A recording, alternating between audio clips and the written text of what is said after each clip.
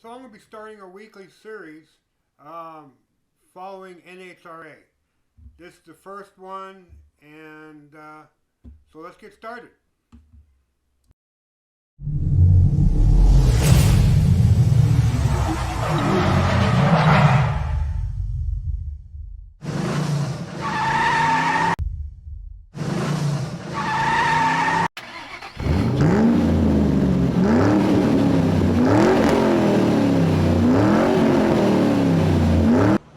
Hi, welcome to another episode of Gearhead Man. This episode is going to be on NHRA.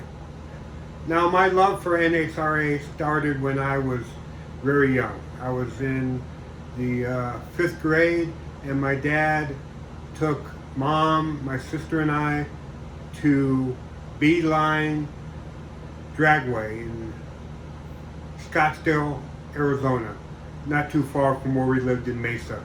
And I got to see drivers like Big Daddy Don Garlitz and the Snake and the Mongoose go at it. Don Prudhomme and Tom McEwen. Two world-class drivers. Actually, all three were world-class drivers. So I was hooked with the smell of burnt rubber during the burnouts and the smell of the nitro fuel and the sounds of all that horsepower screaming down the track. Now, the season has already started for 2022, and as of this video, they've had 6 races in, and they're working on number 7. So I'm going to kind of show some highlights of 2022. I'm going to talk about the standings and talk a little bit maybe about the last race prior to this video and what the next race is going to be. Give you some info on the upcoming race. I'm going to share some footage of what races were like in the late 60s, the drag races from ABC Sports, Wide World of Sport from ABC. It's kind of cool back then.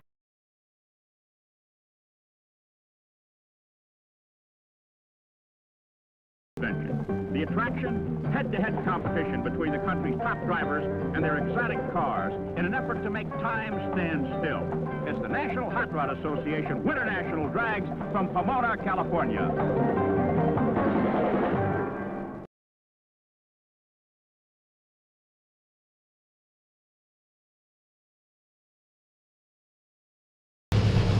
Hey everybody, we are back. That's right, NHRA is back in a big way. We are in Arizona at Wild Horse Pass Motorsports Park at the Professional Racer Organization test known as Pro, and everybody is here testing their nitro cars. So we're going to go talk with a couple of the drivers and a little relaxation time. Here she is, Brittany Force. What's up, Brittany?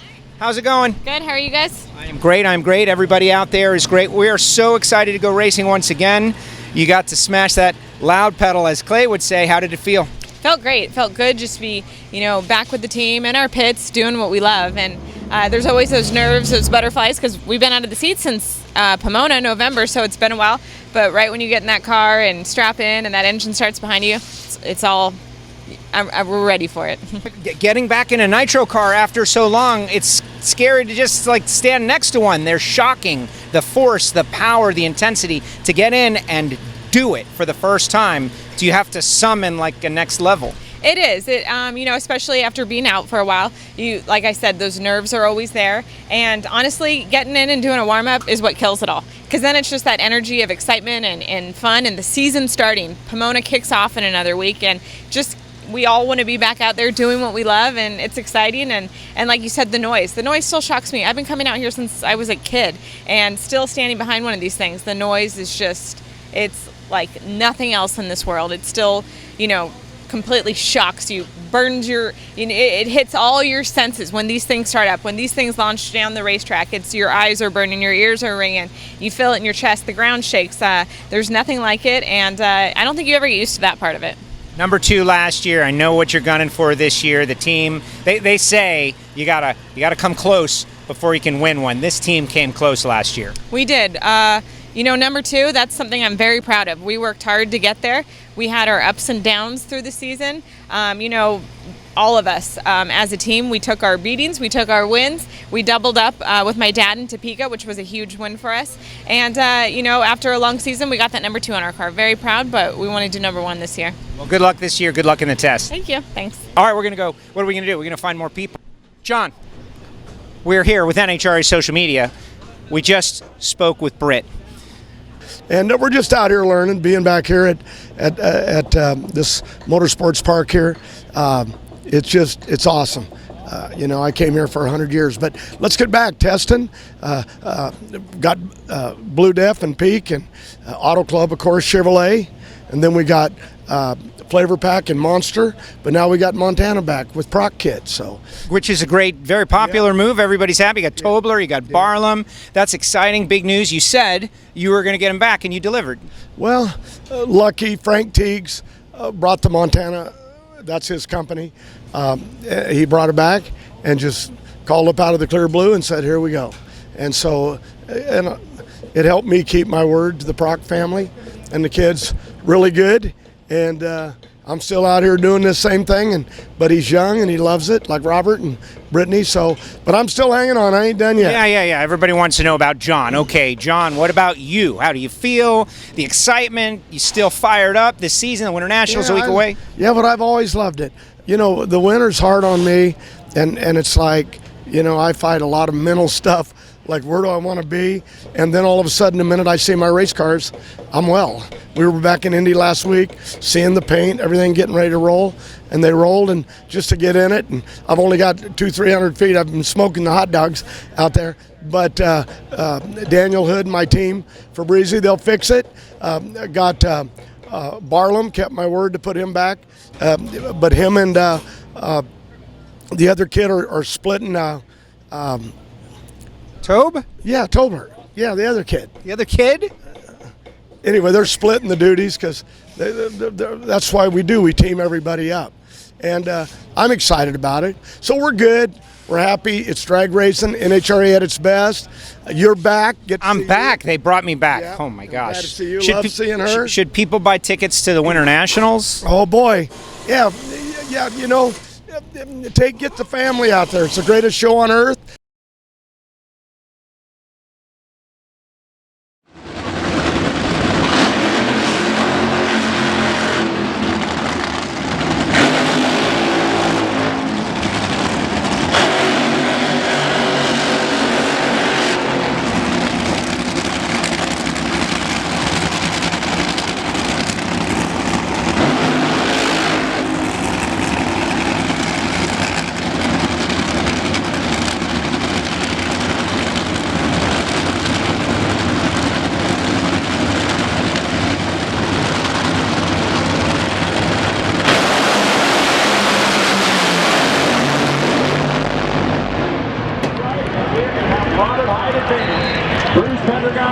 Advance 3.880, 332. How about 332 miles an hour, Z?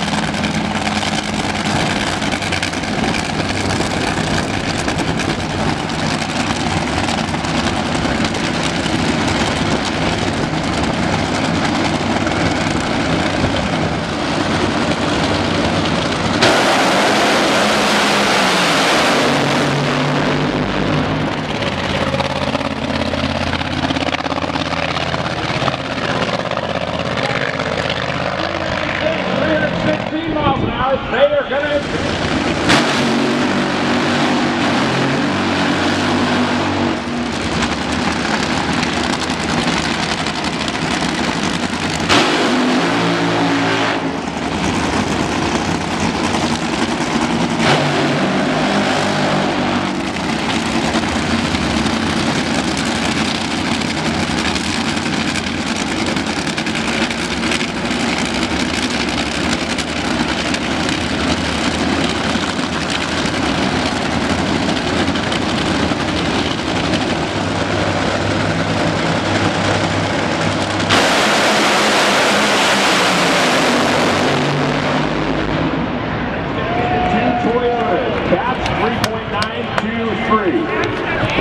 Top 3.892, Tracy 402, Chad Green 402. They both made solid runs. You see a little pump out of Chad Green's car. He was definitely running better than that.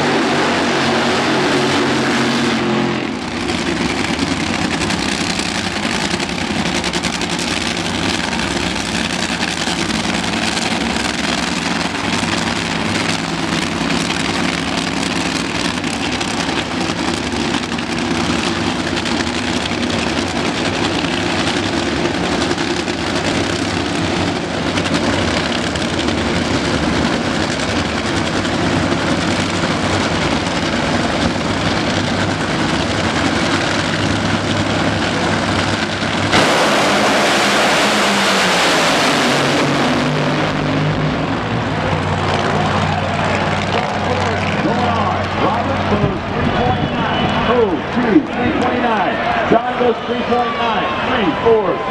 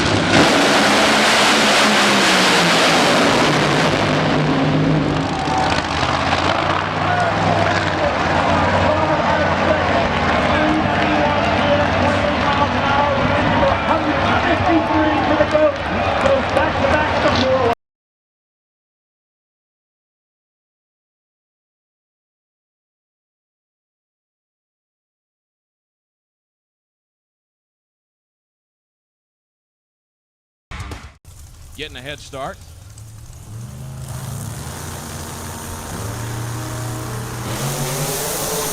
Oh no! Travis Leach sideways into the wall. Clear the starting line, guys. Clear the starting line. We will await word from the safety safari. Career-wise, Sean Langdon is 12-5 versus Leah. And he always seems to have a little bit something in the tank extra when he races Leah Pruitt. Tony Stewart looks on now as both cars in pre-stage.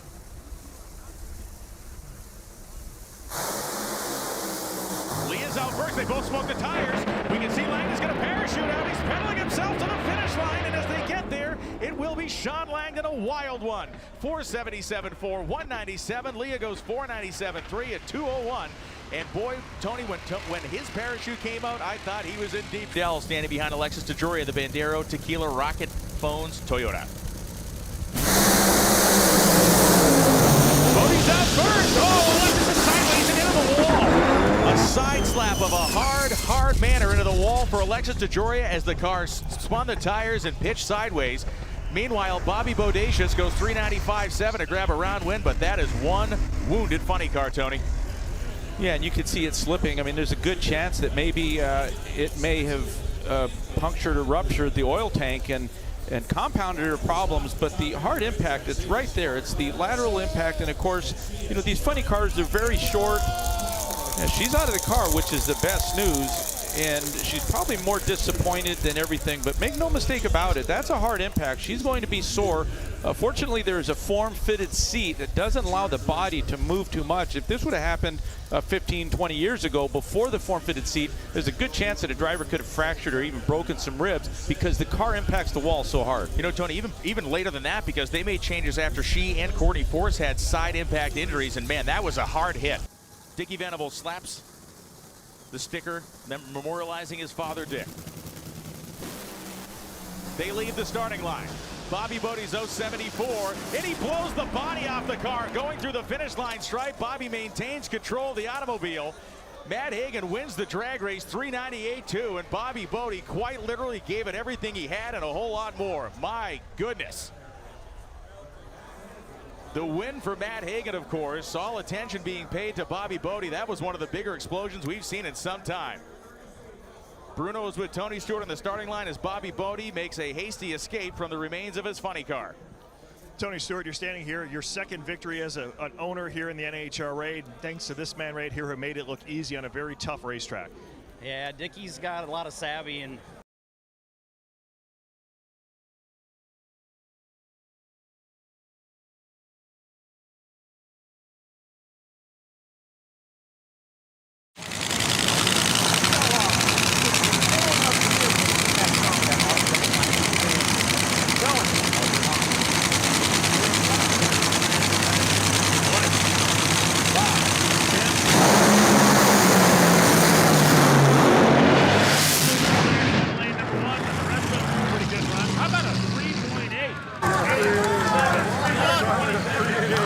Goes to the top. 392 for Bob Taskett. Check out the speed. 331.04 miles an hour. Tim Wilkerson goes 397 at 320.97 miles an hour. For those of you that came through the Youth and Education program this morning, how about that Bob Taskett 331 miles an hour? How about Jason? We're talking about an ET zone that hasn't really existed in this category since the laid-back header era of 2017 and 2018. Right now, Matt Hagen has run between 385 and 387. They've stair-stepped their way up. Height has run 386 down to 384. The final round of Nitro Funny Car. Hagen's car moving around early. Height wrestling his car. He shuts it off. 383.7, 330. It is going to be Robert Height making it to the finish line first. Hagen coasts to a 404. And as the helmet now comes off and the congratulations from Matt Hagen are given to Robert Height, he's going to get the medallion around his neck. You mentioned the 55th Wally of his career, but it's the first time in the 17 years that he's been competing in Funny Car that Robert Height has started the season off with back-to-back wins as he now collects that Wally. Robert, you said back in the pits everything had to be perfect in this final. How were you able to put it together? well, it's we've got a lot of great guys. You know, once our other teams went out, we had Pete guys and Flavor Pack guys, Monster guys, everybody over there working on this thing, and it's what's one big team effort. And you can really see that Jimmy Prock, Chris Cunningham, the whole Auto Club group, they worked really hard over the winter, and it's coming together. You know how hard it is to win one of these, much less two in a row? This is amazing. Power Solar, hope he's here just celebrating the winner's circle. This is a big win. Thank you. Yeah.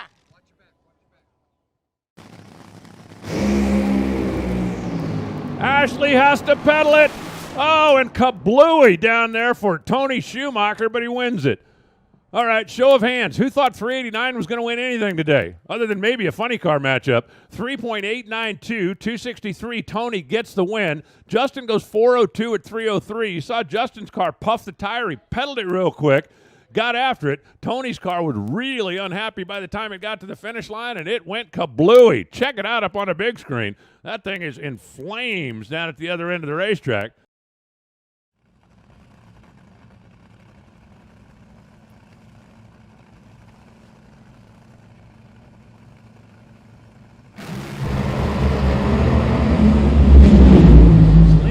Wandering around a little bit. How about 3.710 Brittany Force? How about 335 miles an hour?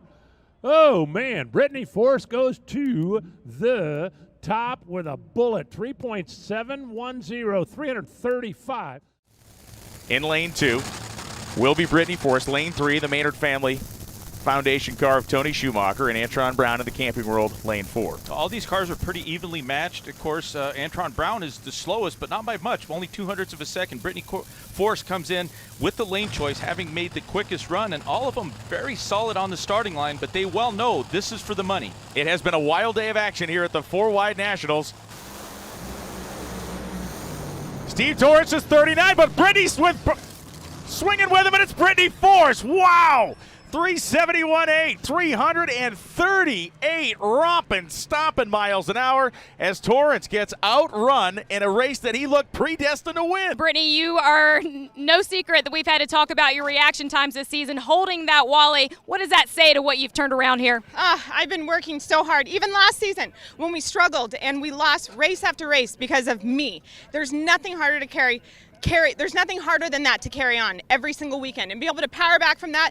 I got with my guys. We went to Supercross last weekend, had our team outing, and just got pumped up before the run. I love this job. I love driving this car. Monster Energy flavor pack. All my guys, it's because of these guys that we turned those win lights on. So thank you to the fans for coming out. We won 4-Wide. Woo! Guys, where are you?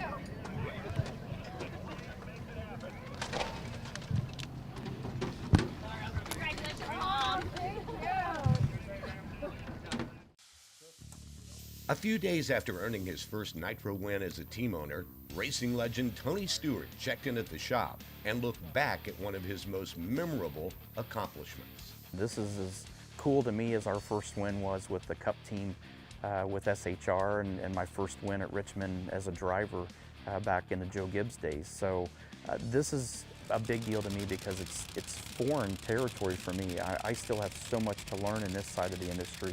But to be able to put these people in our building, build a group of people that work together and go out in our third race and win a race, it's not a shock from the funny car side, but at the same time, it's you know, that feeling when we were standing there at the line and watched that win light come on Sunday. That was a different win light than what I've seen before watching Leah's runs and watching Matt the first couple races. When the win light came on, you know, we were really excited, you know, but to see Tony enjoy the win was what it meant the most to me, and I think all the rest of our guys. Bought as a turnkey operation, both Venables and Stewart expected that team to compete for wins right from the start. But they know it'll take a little time to get the top fuel team in the same position. You know, we're putting a lot of focus on getting Leah's team up and going, and they've got a great start to the year. I think they've exceeded my expectations as far as how that car is running down the racetrack these first 3 events. Obviously bad luck at Gainesville with one qualifying session, but the team is gelling really well. I'm excited to see the performance of the car. I feel like both of these teams have potential to get in the countdown and do really well. And the last question for Tony, what would it take to get him to compete in a Nitro car? I think 100 more laps in these cars before I'd even considered trying to drive one in competition. But you know, the 10 laps that I've made so far, the car hasn't done anything erratic and crazy. It's been pretty solid runs for the most part. So to have all the unexpected things, that's the part that I haven't experienced yet. And those are the things that I feel like you need to go through. You need those things to happen before you line up with somebody else that is entrusting that you're going to do your job of doing the right thing, staying in your lane, and not creating a problem for them as well. So we'll get that opportunity to do more testing this year, and I'm looking forward to that. I mean, this is something that I really have enjoyed those 10 runs that I've been able to make in a top fuel car. Hagen keeps busting on me to get in this funny car, and I'm like, no way. I don't want anything to do with watching that thing blow up in front of me and drive myself into the flames. At least in the top fuel car, if something goes wrong, you're going away from it. So, but Hagen won't, you know Hagen's personality. He's not going to give up on trying to get me in this funny car at some point. For the NHRA, I'm John Kernan in Indianapolis. All right, that brings the end of another Gearhead Man episode. I hope you enjoyed what I've shared so far for NHRA and all the drag racing. I'm going to work in another episode during the week to kind of catch up with what happened over the weekend with NHRA. All right, we'll see you next episode. Thank you for subscribing. If you're not a subscriber, go ahead and hit that red subscribe button and the bell icon on the way out. And we'll see you next episode. Thank you.